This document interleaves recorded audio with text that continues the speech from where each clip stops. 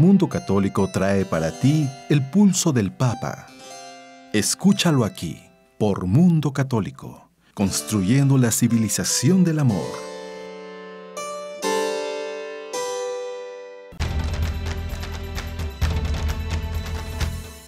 El pulso del Papa, desde Ciudad del Vaticano. Servicios informativos de Ver y Creer. La actividad pontificia y los acontecimientos de relevancia mundial, con enlaces directos a Radio Vaticana, CENI y Vatican Information Services. El pulso del Papa, desde Ciudad del Vaticano. Servicios informativos de Ver y Creer.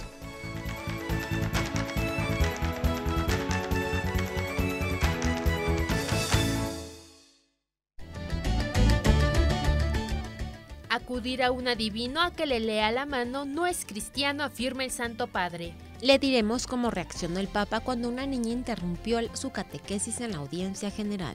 El Papa Francisco lamenta que muchos cristianos actúen como turistas de catacumba. Francisco afirma, el barco hospital que recorre la Amazonia responde al mandato de Dios. El Papa pide que no se trate a las personas como números de estadística. México vivió una nueva edición de La Noche que Nadie Duerme en honor a la Virgen. Arzobispo mexicano dice: no queremos más sangre, no queremos más muertes. Anuncian primer encuentro internacional Rescatando el Amor en México. Obispo en Brasil critica el Instrumentum Laboris del Sínodo y afirma: la Amazonia ya no es católica. Estas y muchas noticias más aquí en El Pulso del Papa desde Ciudad del Vaticano. Servicios informativos de Ver y Creer. Hola querido y amable público, bienvenidos a otra emisión más del Pulso del Papa desde Ciudad del Vaticano. Hoy tenemos el gusto de acompañarles en las voces informativas Ana Guadalupe Silvestre, Marisa O'Farrill y en los controles operativos Roberto Pérez. Ahora vamos a empezar con lo más importante que aconteció durante esta semana en Europa, el Vaticano y Oriente Medio. Esto fue lo más importante.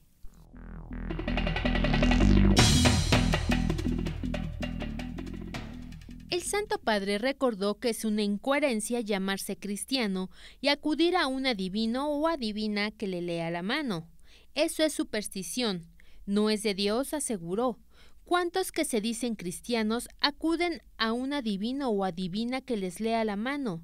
Lamentó en su reflexión previa al rezo del Ángelus del domingo en la plaza de San Pedro del Vaticano. En su enseñanza, el Santo Padre hizo un llamado a la coherencia de los cristianos con el Evangelio. Se trata, afirmó el pontífice, de no vivir de manera hipócrita, sino de estar dispuestos a pagar el precio de la elección coherente con el Evangelio. Esa es la actitud que cada uno de nosotros debería buscar en la vida, coherencia y pagar el precio de ser coherente con el Evangelio.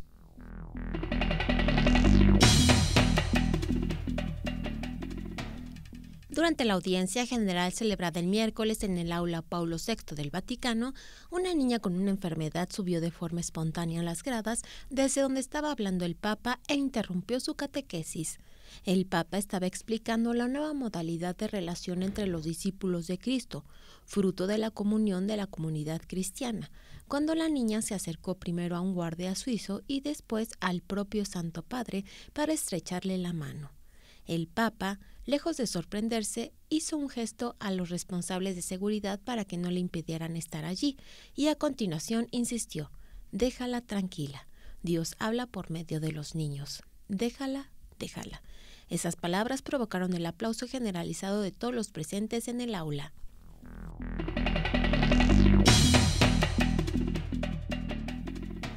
El Papa Francisco lamentó que muchos creyentes actúen como turistas de catacumba y no como verdaderos cristianos. El Santo Padre hizo esta reflexión durante la audiencia general celebrada en el aula Pablo VI del Vaticano.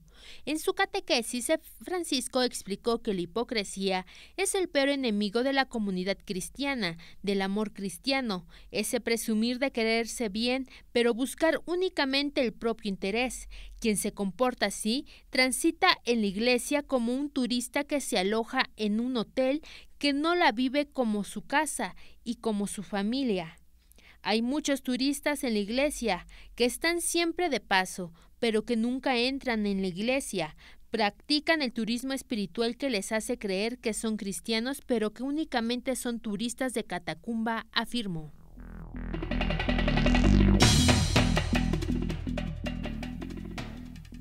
Francisco expresó su gran satisfacción y alegría por el barco hospital, que lleva su nombre y que atenderá a más de 1,000 comunidades ribereñas de la Amazonia, además de ser un hermoso gesto concreto en vista del Sínodo de los Obispos para la Amazonia, que tendrá lugar en octubre en el Vaticano. Este hospital fluvial es sobre todo una respuesta al mandato del Señor, que continúa enviando a sus discípulos a proclamar el reino de Dios y sanar a los enfermos, dijo el pontífice en un mensaje enviado para la inauguración oficial del barco que tuvo lugar en Belém el pasado 17 de agosto. El Santo Padre recordó que, como ha dicho en otras ocasiones, si la Iglesia está llamada a ser un hospital de campaña, ahora también se presenta como un hospital sobre las aguas.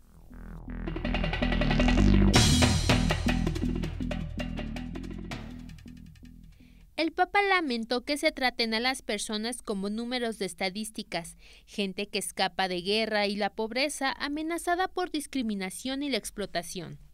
En un mensaje enviado por medio del secretario de Estado de la Santa Sede, el cardenal Pietro Parolin, a los participantes en el encuentro por la amistad entre los pueblos, que se inauguró el pasado 18 de agosto en la localidad italiana de Rimini, el Santo Padre lamentó que muchos de nuestros contemporáneos caen bajo los golpes de las pruebas de la vida y se encuentran solos y abandonados. Con frecuencia son tratados como números de una estadística.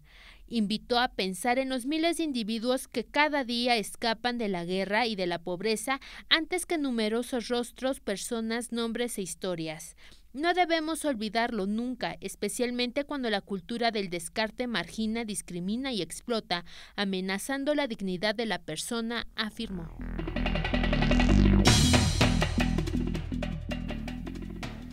El Santo Padre pidió que la reconstrucción de la Catedral de Notre Dame de París, parcialmente destruida en un incendio el pasado 15 de abril, simbolice un renacimiento de la fe de los cristianos. En un mensaje enviado por medio del secretario de Estado del Vaticano, el cardenal Pietro Parolin, al arzobispo de París, Monseñor Michel Aupetit, con motivo de la solemnidad de la Asunción de María el pasado 15 de agosto, el Santo Padre pidió a Dios por intercesión de la Virgen que la reconstrucción de su joya arquitectónica sea un signo fuerte de renacimiento y revitalización de la fe en sus creyentes.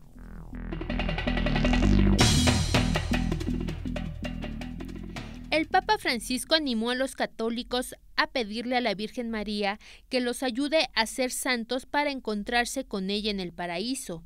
Pidamos a la Virgen que nos proteja y nos sostenga, que tengamos una fe fuerte, gozosa y misericordiosa, que nos ayude a ser santos, a encontrarnos con ella en un día en el paraíso, escribió el Santo Padre en su cuenta de Twitter el pasado 16 de agosto. El Papa Francisco hizo este pedimento a los fieles en un día después de que se celebrara la solemnidad de la Asunción de la Virgen María a los cielos.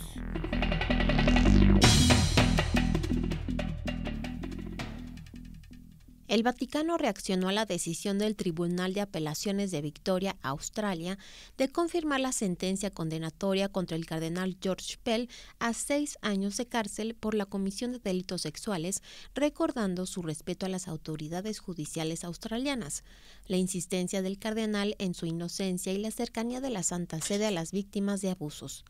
Reafirmando el respeto a las autoridades judiciales australianas, como se declaró con motivo del juicio en primer grado, la Santa Sede toma nota de la decisión de rechazar la apelación de que el cardenal George Pell, señaló el director de oficina de prensa de la Santa Sede, Matteo Bruni, en declaraciones a los medios de comunicación.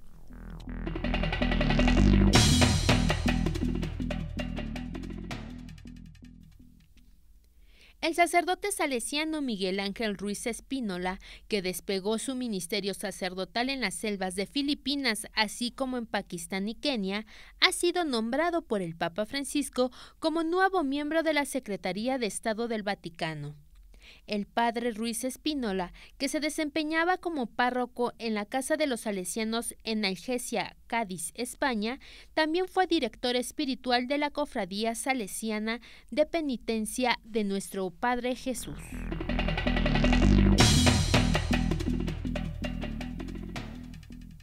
monasterio de la Iglesia Católica Siria en Irak, que fue destrozado por el Estado Islámico en 2014, fue consagrado nuevamente al Señor para la celebración parroquial de la solemnidad de la Asunción de María. El monasterio de los mártires Mar Beham y Mar Zara, en la ciudad iraquí de Karakosh, le dio la bienvenida al arzobispo de Mosul, Monseñor Yohanna Petros Mush, así como al sacerdote y a la comunidad católica local para celebrar la solemnidad el pasado 15 de agosto. Monseñor Mouché volvió a dedicar el altar del monasterio que había sido quemado por el Estado Islámico. Luego de renovaciones, reconstrucciones, el interior altar fue pintado de blanco una vez que se carbonizó por el fuego.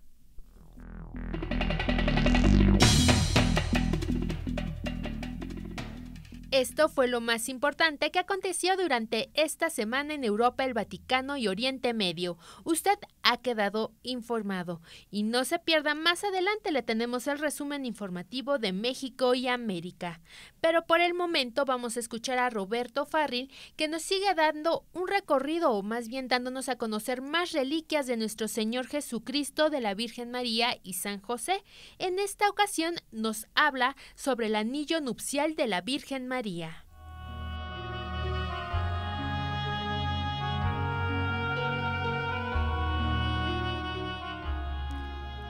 El amor entre la Virgen María y San José es un misterio de amor verdaderamente grande, pues ella, siendo superior a él por su concepción inmaculada, al ser desposada, el amor de José la hizo suya hasta el grado de que él pudo participar, más que nadie en el mundo, de su grandeza y santidad.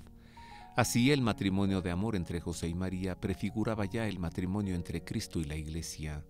La Sagrada Escritura afirma que por eso deja el hombre a su padre y a su madre y se une a su mujer y se hacen un solo ser. Luego entonces José y María fueron siempre como un solo ser. María era la prometida de José, y según el derecho judío el compromiso significaba ya un vínculo jurídico entre ambos, de modo que María podía ser llamada esposa de José aunque aún no se hubiese concretado el acto de recibirla en su casa, con el que se completaba la comunión matrimonial. Como prometida, la mujer judía seguía viviendo en el hogar paterno y se mantenía bajo la potestad de su padre, pero al cabo de un año tenía lugar la celebración del matrimonio y el cambio de casa. Una antigua tradición asegura que el anillo nupcial de la Virgen María fue obsequiado al apóstol San Juan por ella misma poco antes de su tránsito al cielo. El anillo se conserva en la capilla del Santo Anelo en la Catedral de Perugia, región de Umbría, Italia. Tallado en piedra de cuarzo calcedonio de color verde claro translúcido, pende mediante una cadenita de una corona de plata dorada incrustada por piedras preciosas, contenido en un precioso relicario, obra de los orfebres de Perugia, Vino di Pietro y Federico Cesarino del Rocheto, y está protegido por dos cajas fuertes, una de madera y otra de hierro, colocadas en una cámara a 8 metros por encima del altar y protegidas por un frontal de madera. Para abrirlas son necesarias 14 llaves, 7 de las cuales se conservan por el ayuntamiento, 4 por los canónigos de la catedral, una por el arzobispo, una por el noble colegio del cambio y una por el colegio de la mercancía.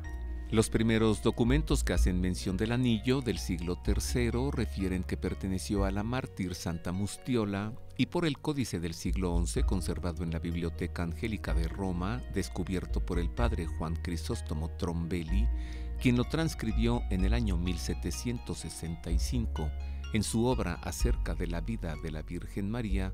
Se sabe que el anillo llegó a Chiusi, región de Toscana, Italia, en el año 985, junto con varias joyas que el orfebre Ranieri le compró en Roma a un judío comerciante de joyería por encargo de Judith, sobrina del emperador Otón III y esposa de Ugo Tuscia, duque de Toscana. En agradecimiento por la buena venta, el judío le obsequió el anillo que, aunque de modesta apariencia, le aseguró que durante siglos había pertenecido a su familia y que se trataba del anillo nupcial de la Virgen María. El orfebre Ranieri no le creyó y de regreso a Chiusi lo guardó en una caja en la que quedó olvidado. La comprobación de la autenticidad del anillo procede del cielo y de la Virgen misma, que se manifestó prodigiosamente en los funerales del hijo del orfebre Ranieri, quien en el féretro se irguió, abrió los ojos y habló para decir que a las puertas del cielo la Virgen María le dijo que el anillo sí era de ella y que debía ser colocado en la iglesia de Santa Mustiola y expuesto a los fieles, y que luego de cumplirse podría regresar al cielo. Así como fue, desde el año 989, el anillo se colocó en la iglesia. En 1251, por seguridad, se trasladó fuera de las murallas de la ciudad de Chiusi a la iglesia de San Secondiano, y en 1420 se cambió a la iglesia de San Francisco, donde estuvo hasta 1473, cuando lo robó Fray Winter de Maguncia para llevarlo a Alemania, su país de origen. Durante su huida, una espesa niebla lo obligó a quedarse en Perugia, donde, arrepentido del robo, lo confió a su amigo Lucas de Lemine, quien a su vez lo entregó a la autoridad del Sacro Imperio Romano en el Palacio de los Priores, donde se conservó hasta 1488, año en el que se terminó la construcción de la catedral, a la que se trasladó para colocarse en la capilla del Santo Anelo, dedicada a San José, donde se venera hasta ahora.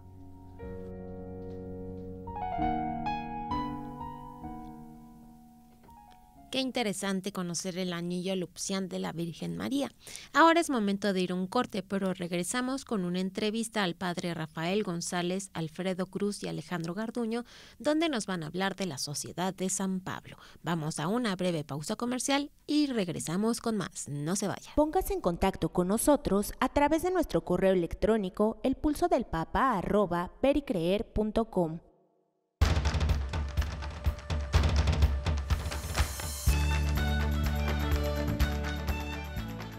El Pulso del Papa, desde Ciudad del Vaticano. Servicios informativos de Ver y Creer.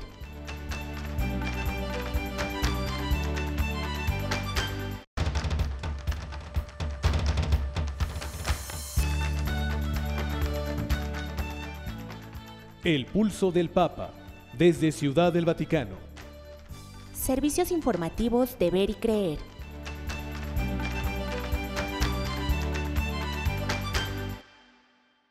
Queremos conocer su opinión. Contáctenos en nuestro correo electrónico elpulsodelpapa@vericreer.com. Continuamos con más del Pulso del Papa desde Ciudad del Vaticano.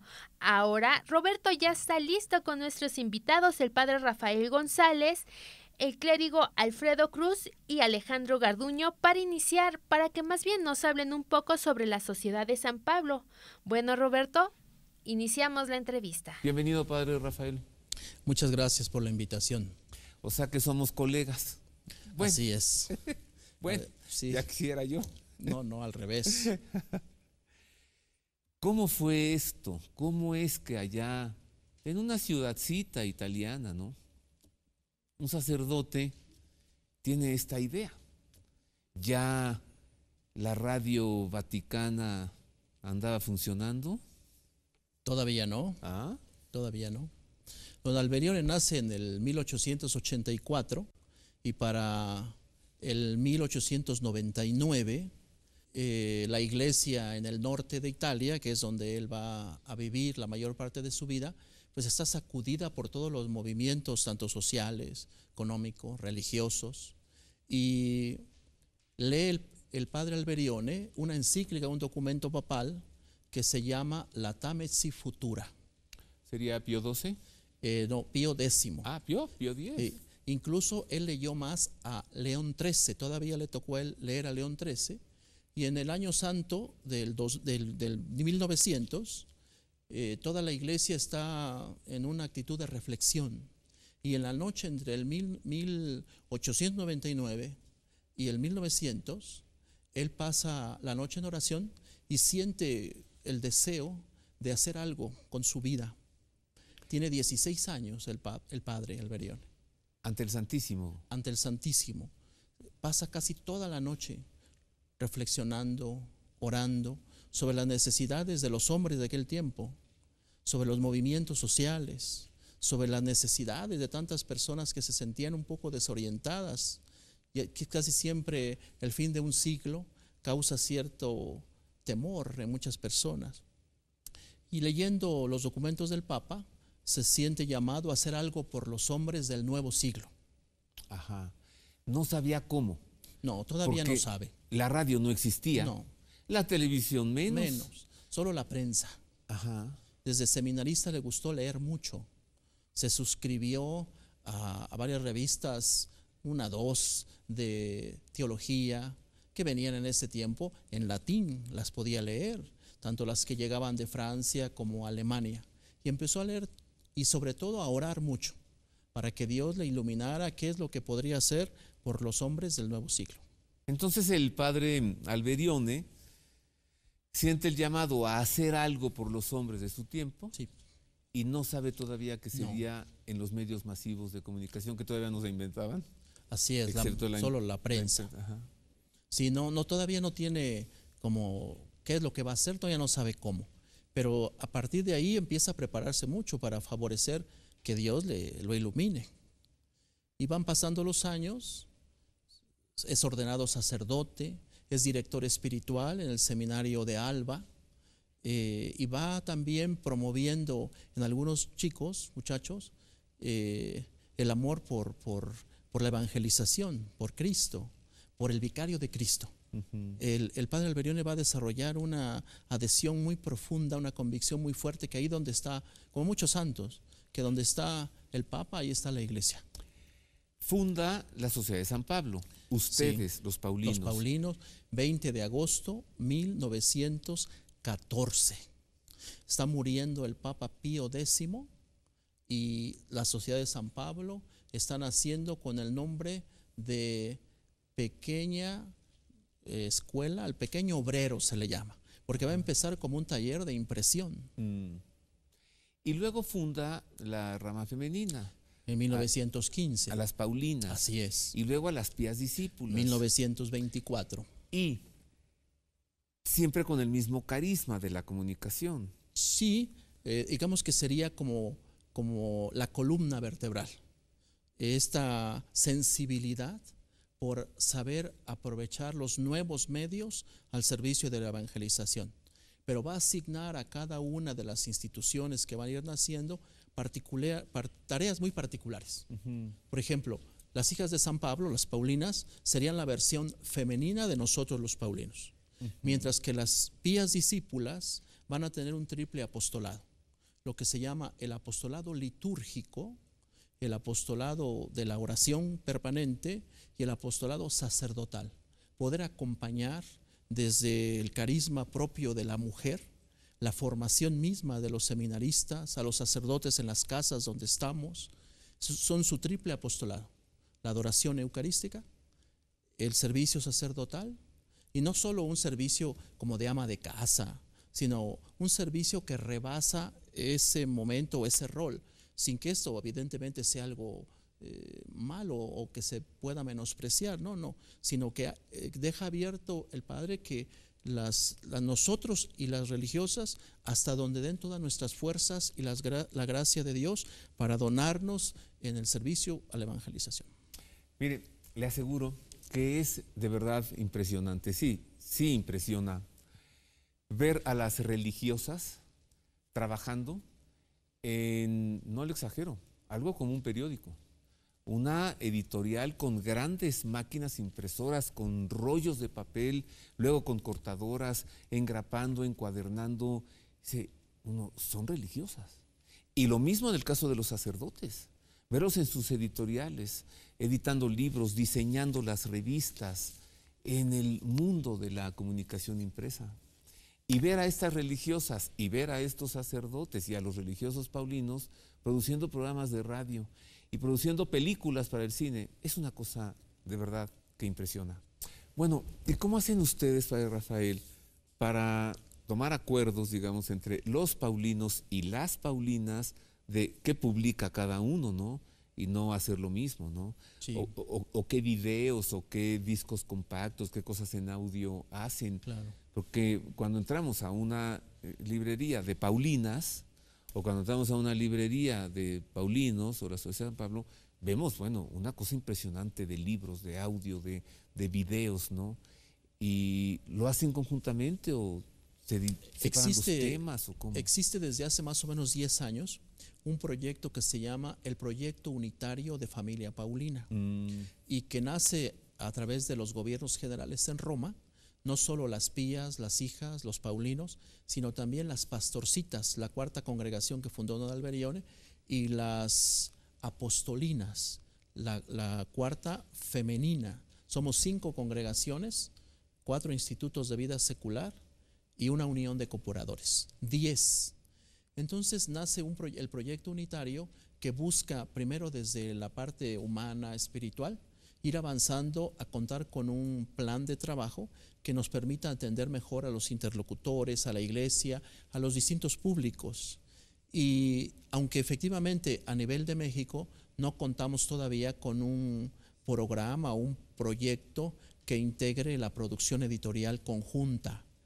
Hay muy buenas relaciones, ellas son mucho más fuertes en la difusión con las librerías y han desarrollado un estilo de atención que es muy reconocido por el clero, por los laicos. La verdad es que las hermanas hijas de San Pablo en ese sentido pues nos ganan en atención, en el dominio de los temas. A la hora de que una persona llega a una librería y busca materiales, ellas recomiendan porque ya los vieron, porque ya los leyeron, tanto los de ellas como los de nosotros y de otras editoriales. En México y en casi todos los países. Yo recuerdo cuando estudié en Roma, las hermanas me fiaban en la librería de Villa del Mascherino, muy cerca de San Pedro, y ya poco a poco les iba pagando mientras iba haciendo mis estudios. Pero así como yo, seminaristas de toda la República Mexicana, de Colombia, de Venezuela, de Centroamérica, y además ellas tienen gran atención a las lenguas. La librería está enriquecida del inglés, del francés, del alemán, del portugués y de otras lenguas. Oiga, y están en la vía de la conciliación, justo frente a la Editrice Vaticana, ¿no? Mejor lugar para una librería, justo ahí, frente a la Plaza de San Pedro del Vaticano. Aquí está Editrice Vaticana y aquí Paulinas. Wow. Así es. Y ahora continúo en esta charla, ahora con 2 seminaristas. Recibo con afecto a Alfredo Cruz. Bienvenido, Alfredo. Bien, muchas gracias. Gracias. Y a Alejandro Garduño. Bienvenido, Alejandro. Muchas gracias. Alejandro ha terminado de sus estudios en comunicación, va a comenzar teología. Alfredo ya terminó comunicación, ya terminó teología. O sea, ya es momento de ponerse a trabajar. No, durante todo el seminario están trabajando también, ¿no? Sí. ¿En qué consiste ser un seminarista paulino? Pues prácticamente en vivir la espiritualidad, como lo decía el padre Rafael, entender nuestro carisma, que es vivir y dar a Jesucristo, Maestro, camino, verdad y vida, a ejemplo de San Pablo, bajo la protección de María, Reina de los Apóstoles. Entonces es prepararnos para entender y vivir a Jesucristo, y también a partir de los estudios de filosofía, comunicación y teología, irnos preparando para anunciarlo a través de todos los medios. Entonces tenemos una actividad específica dentro de la congregación con los medios de comunicación, de tal manera que nuestro trabajo de anunciar el Evangelio sea eficaz. Entonces, primero estudias filosofía, luego estudias comunicación y luego teología. Bueno, sí que salen formados, Alfredo. Pues sí, se hace lo que se puede, ¿no? Sobre todo porque todo lo que nosotros hacemos, toda la formación, todo lo que se lee, lo que se ve, lo que se escucha, está encaminado hacia el apostolado, ¿no? ¿Qué es lo que vas a hacer? ¿Qué es lo que quieres hacer? Entonces, un indicador de vocación paulina, pues es que te guste lo que estás haciendo, ¿no? Que puedas escribir, que puedas dirigir, que puedas ver las líneas editoriales, hacia dónde va la sociedad, qué es lo que necesitan, ¿no? Entonces, más o menos, todo se encamina hacia el apostolado. Y al estudiar comunicación, ¿qué estudian? Pues prácticamente estudiamos todo lo que tiene que ver con comunicación, desde prensa, radio, cine, o sea, todo lo que podemos ver en una licenciatura de comunicación, pero todo va enfocado a la evangelización, entender que los medios de comunicación no solamente son una forma de entretener, sino una forma de evangelizar, llevar a Jesucristo a través de todos los medios en general. Los procesos de la comunicación, los postulados de la ciencia de la comunicación, el emisor, el receptor, el público, los ratings, los niveles de audiencia, o sea, todo eso. O sea, estudiamos la licenciatura como una licenciatura normal, pero enfocada con ese tinte espiritual religioso. Somos colegas. somos colegas. Yo estudié comunicación, sí, pero ustedes enfocada a la evangelización. Así es. Qué maravilla. Sí, claro. Padre Rafael, pues sí que tienen una espiritualidad profunda y muy particular y reforzada con toda esta formación permanente. Así es. Yo quisiera invitar a, todos los paulinos, tenemos el testamento espiritual del Padre Santiago Alberione. Se llama Abundantes riquezas de su gracia. Está tomado de la carta de San Pablo a los Efesios 2:7 y celebrando los 40 años del Padre Alberione, se le pidieron sus hijos que escribiera su testamento espiritual. Y de 1954 en adelante, el Padre Alberione y otros muchos que le conocieron lo ayudaron a redactar este testamento. Es la historia carismática de la familia paulina. Es una... su fundamento. Así es. Su fundamento. Tanto los paulinos como los que quieran enterarse un poco de qué es la ciudad de San Pablo, la familia paulina, pueden acercarse a este texto que se encuentra gratuito en los sitios de San Pablo, en los distintos lugares pueden bajar este texto, las abundantes riquezas de su gracia. Fue un canto de gracias, de acción de gracias a Dios por todo lo que le concedió al Padre Alberione. Se publicó por primera vez en 1969, propio cuando el Vaticano II había concluido y había pedido a todas las congregaciones que se renovaran. Entonces se convocó un capítulo especial y ahí se presentó la obra. Padre Rafael, ¿qué viene para adelante? ¿Qué ven los paulinos a futuro? Para futuro yo creo que consolidar más la vida comunitaria, construir personas equilibradas, armónicas, convencidas de la vocación, alegres, que sean capaces de recibir a muchas otras personas que quieran tener la experiencia que a nosotros nos ha hecho felices, una experiencia que también es un servicio a la iglesia. Eso quisiéramos, fomentar más las vocaciones. Tenemos vocaciones, pero creemos que podemos tener más. ¿Algún proyecto para cine, televisión, radio? Vamos a desarrollar en este año todo un programa de audiolibros. Sabemos que en México se ha elevado la adquisición de libros en audio en un más del 30% y a nivel mundial también. Nosotros habíamos dejado esa parte por la piratería, pero ahora a través de las plataformas estamos llegando a ciertos acuerdos para producir algunas de las mejores obras de la cultura cristiana, la misma Sagrada Escritura y muchas otras novelas que también promueven de distintas formas la cultura, el pensamiento, la fe cristiana.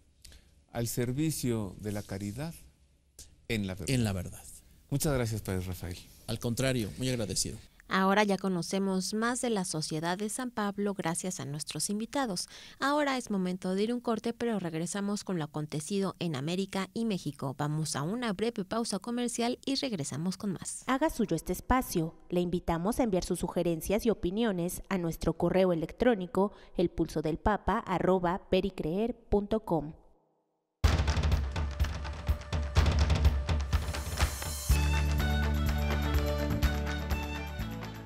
El Pulso del Papa, desde Ciudad del Vaticano. Servicios informativos de Ver y Creer.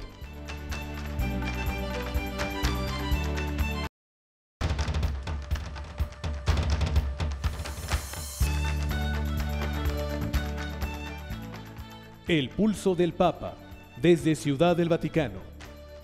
Servicios informativos de Ver y Creer.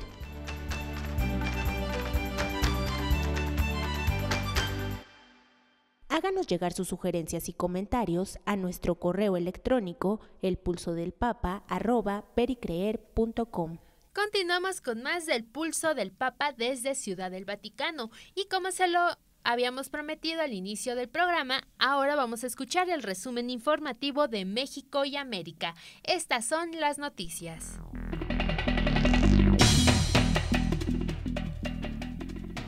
Como cada año en la localidad mexicana de Huamantla, en la diócesis de Tlaxcala, se realizó la tradicional Noche que nadie duerme, en honor a la Virgen María. Según explicó la diócesis de Tlaxcala en un comunicado remitido a la agencia Así Prensa, la celebración comenzó en la Basílica de Nuestra Señora de la Caridad a la medianoche del 14 para el 15 de agosto, para luego recorrer las calles de la ciudad. Cada año, las calles de este pueblo mágico se llenan de alfombras de acerrín de colores, música, alegría, pero sobre todo de la fe de miles de personas que se acercan a la Santísima Virgen para agradecerle algún favor o pedir su intercesión, señaló la diócesis mexicana.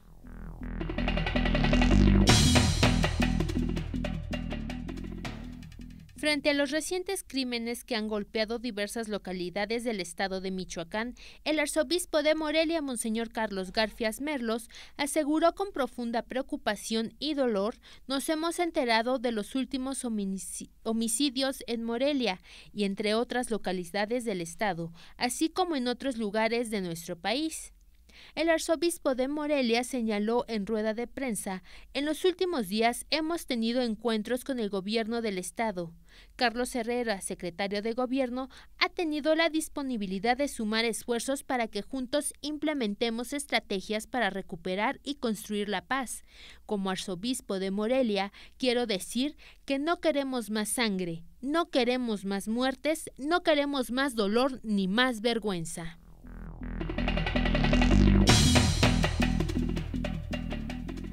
Luego de que un sacerdote fue asaltado y abandonado en un paraje alejado, la Arquidiócesis de San Luis Potosí dio recomendaciones a sus presbíteros para evitar ser víctimas de robos y violencia. En diálogo con la agencia informativa Así Prensa, el padre Juan Jesús Priego Rivera, vocero de la Arquidiócesis de San Luis Potosí, señaló que alrededor de un mes atrás un sacerdote, cuya identidad se mantiene en reserva, fue asaltado y retenido durante varias horas. El objetivo no era el secuestro propiamente dicho, sino despojarlo de su vehículo.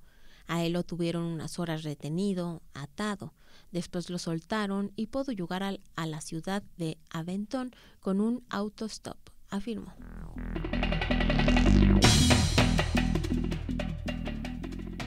Este próximo 31 de agosto, la Ciudad de México recibirá la primera edición del Encuentro Internacional Rescatando el Amor, un esfuerzo para unir en valores y dejar un mundo mejor para nuestros hijos. Así lo aseguró a la agencia informativa Así Prensa Fernando Salazar, organizador del evento, quien dijo que nace este evento por una necesidad de convocar a todos los que vivimos en la República Mexicana en busca de un México mejor, a través de rescatar los valores y hacernos conscientes y asaltar el mundo. En el evento participará el politólogo argentino Agustín Laje, el sacerdote Tomás Guerrero, el Grupo Emanuel y María Martínez, conocida como María de Himalaya.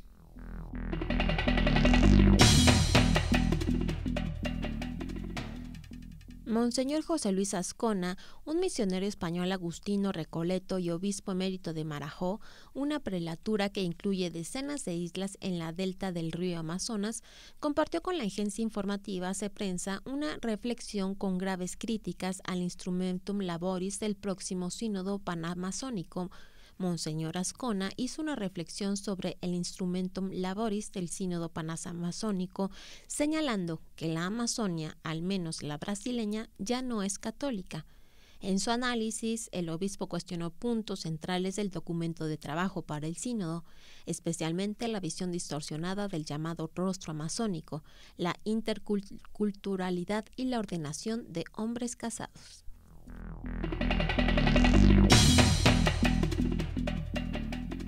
En un fallo celebrado por los promotores del aborto y criticado por los defensores de la vida, El Salvador, un juzgado absolvió a Evelyn Hernández, mujer acusada de asesinar a su bebé arrojándolo a una fosa séptica.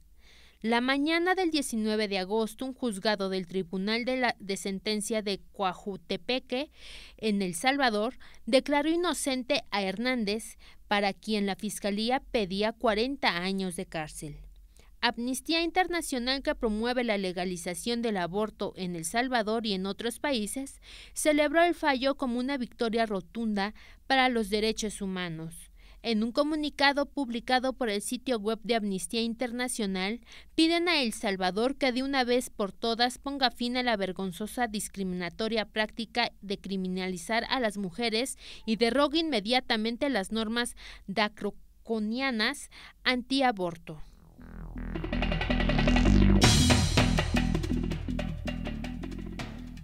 Bajo el argumento de que las terapias de reconversión para homosexuales son actos de tortura, la Defensoría del Pueblo del Perú pidió a las autoridades investigar y sancionar a quienes ayuden a las personas gays a retomar su heterosexualidad.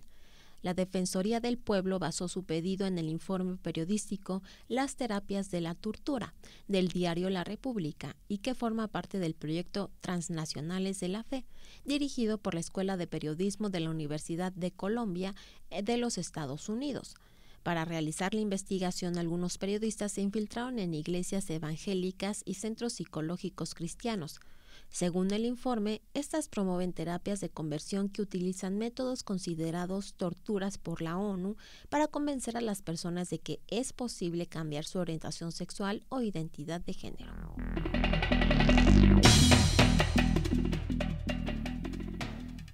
La Arquidiócesis de San José en Costa Rica se puso nuevamente a disposición de las autoridades que investigan a ex sacerdote Mauricio Vique por presuntos abusos sexuales e indicó que éste debe responder ante la instancia correspondiente.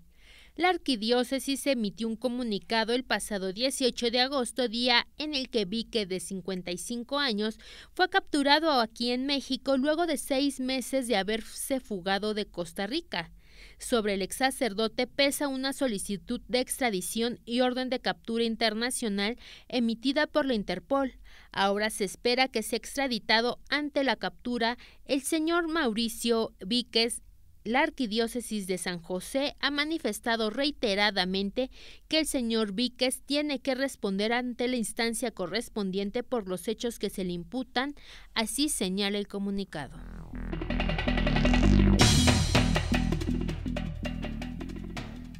El arzobispo de Niterói, en Río de Janeiro, en Brasil, Monseñor José Francisco Resende Díaz, expresó su solidaridad con las personas que fueron víctimas del secuestro de un autobús que terminó con la muerte del secuestrador y exhortó a buscar el refugio en Dios. El secuestro ocurrido en el puente que une ambas ciudades, provocando un gran congestionamiento. En el autobús había unas 37 personas. El secuestrador fue identificado como William Augusto da Silva, de 20 años. Llevaba recipientes con gasolinas y empezó con incendiar el vehículo.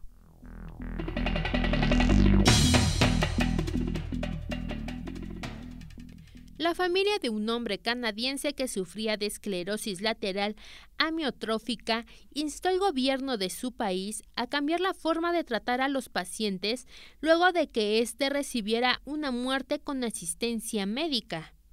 Tras años de lucha para recibir atención adecuada en su domicilio, Lionel Herx, médica de cuidados paliativos de Toronto, señaló la paradoja de que actualmente los canadienses tienen el derecho a morir con asistencia médica, pero no a los cuidados paliativos y de discapacidad.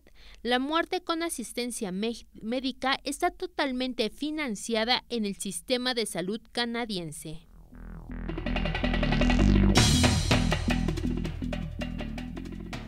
La organización de caridad creada por los obispos de Estados Unidos, Catholic Relief Services, criticó al gobierno norteamericano por proponer recortar los fondos públicos destinados a programas de ayuda extranjera que ya habían sido aprobados por el Congreso.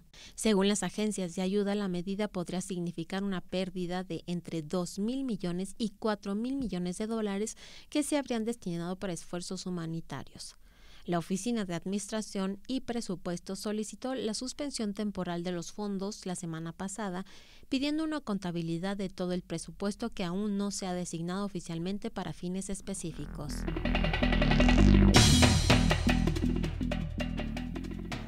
La Agencia Católica de Solidaridad ha desplegado diversos proyectos en Centroamérica que ayudan a las personas víctimas de violencia para que puedan tener condiciones de vida digna y no migrar. Catholic Relief Service, agencia solidaria de la Iglesia en Estados Unidos, realiza proyectos en diversos países de Centroamérica para asistir a jóvenes y agricultores con las diversas problemáticas de pobreza, sequía e inseguridad que viven esos países. En diálogo con la agencia informativa Así Prensa, Rick Jones, asesor regional de la política pública para Latinoamérica de Catholic Relief Service, señaló que en este momento hay un área de jóvenes y empleo que estamos desarrollando en todos los países de Centroamérica.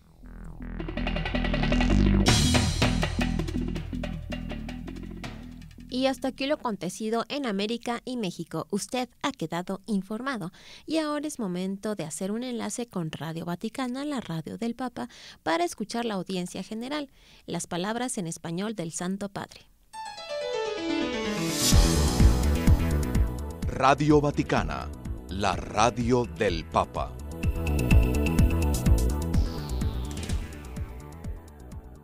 Queridos hermanos y hermanas, la comunidad cristiana nace de la efusión del Espíritu Santo y crece cuando comparte con los demás todo lo que posee. El término griego koinonia, que significa poner en común, compartir, tiene una dimensión importante desde los orígenes de la Iglesia.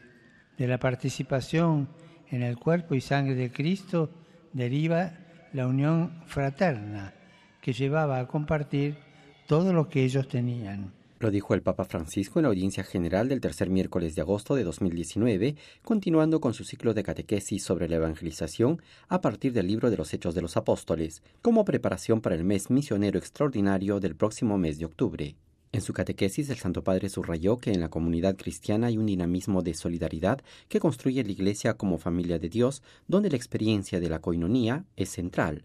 Nella Chiesa delle origini questa koinonia, questa comunità, rimanda anzitutto alla partecipazione al corpo e al sangue di Cristo. En la Iglesia de los Orígenes, reafirmó el pontífice, la koinonia se refiere en primer lugar a la participación en el cuerpo y la sangre de Cristo. Por esto, cuando comulgamos, nosotros decimos, nos comunicamos, entramos en comunión con Jesús y de esta comunión con Jesús llegamos a la comunión con los hermanos y hermanas. Y esta comunión con el cuerpo y la sangre de Cristo, que se da en la Santa Misa, se traduce en unión fraterna y también a compartir los bienes y a recoger dinero para la colecta en favor de la Iglesia Madre de Jerusalén. El pontífice dijo además que si queremos ser buenos cristianos debemos dejar que la conversión llegue hasta nuestros bolsillos, allí donde se ve si somos generosos con los demás sin quedarse en las palabras, sino hacer gestos de una buena conversión. Antes de concluir su catequesis, el Santo Padre saludó cordialmente a los peregrinos de lengua española venidos de España y de Latinoamérica. En modo particular, saludó a la Delegación Diocesana de Juventud de la Diócesis de Córdoba, acompañados por su obispo, Monseñor Demetrio Fernández González. Al Señor que nos conceda su Espíritu para poder vencer toda hipocresía y colocar al centro de nuestra vida la verdad que alimenta la solidaridad cristiana y está llamada a ofrecer a todos el amor de Dios con obras concretas. Que Dios los bendiga.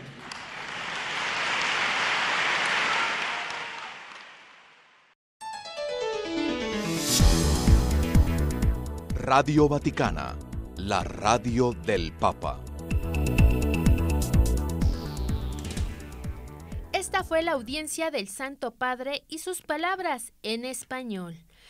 Hasta aquí termina nuestro enlace con Radio Vaticana, la radio del Papa, y también hasta aquí termina nuestro programa.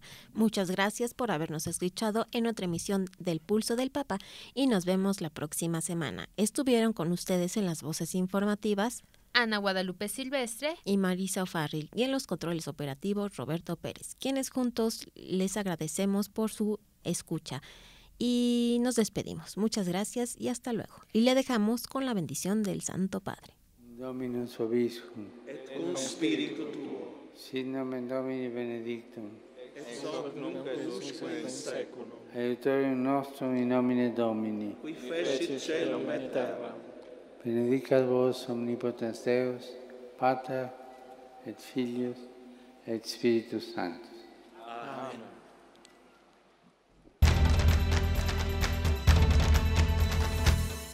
El Pulso del Papa, desde Ciudad del Vaticano. Servicios informativos de Ver y Creer.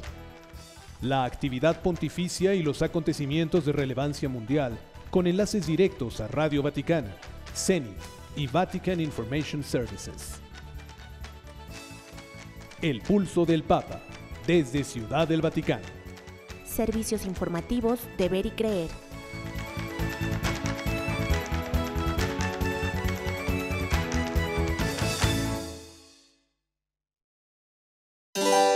Mundo Católico trae para ti el pulso del Papa.